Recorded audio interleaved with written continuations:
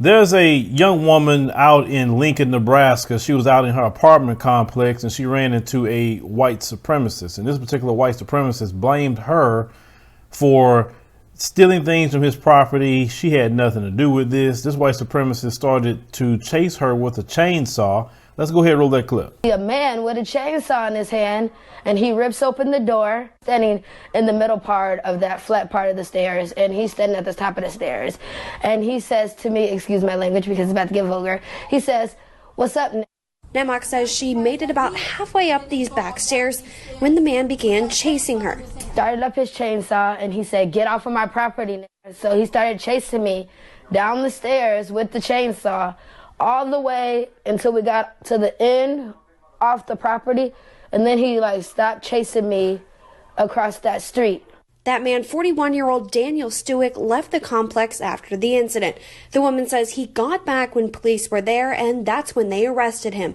In an interview with LPD, Stewick claimed that black people had been stealing from him and that, quote, she was guilty because she was black. The neighbors upstairs said that he was starting his chainsaw in his apartment all day. And I guess when he seen me, he just found his victim. Nemok says she's contacted her landlords, but they haven't said if he will be allowed to return.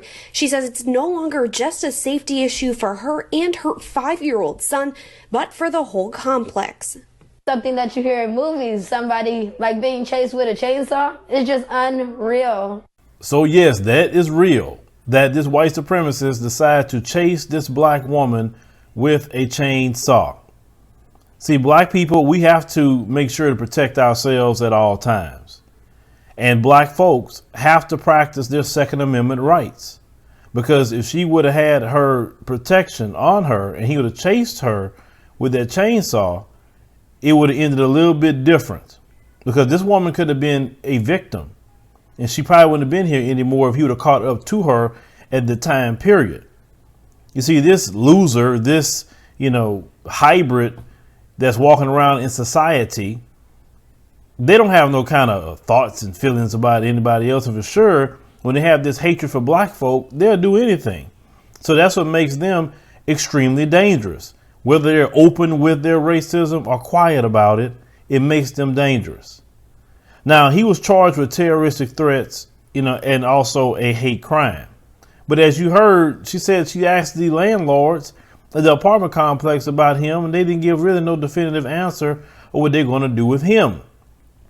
But black folks are actually practicing their Second Amendment rights, because they were speaking about the recent surge in gun sales.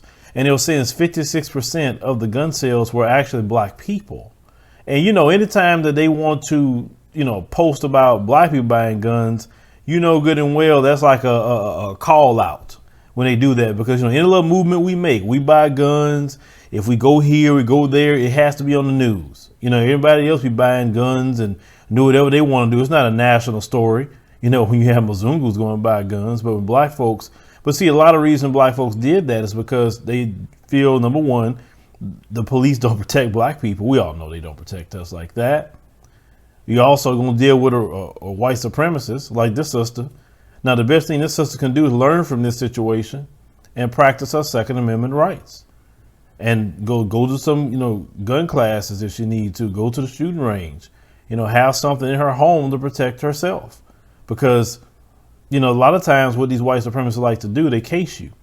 And if they know you're by yourself, or they know they feel you ain't going to do anything to them, this is why they try things like that.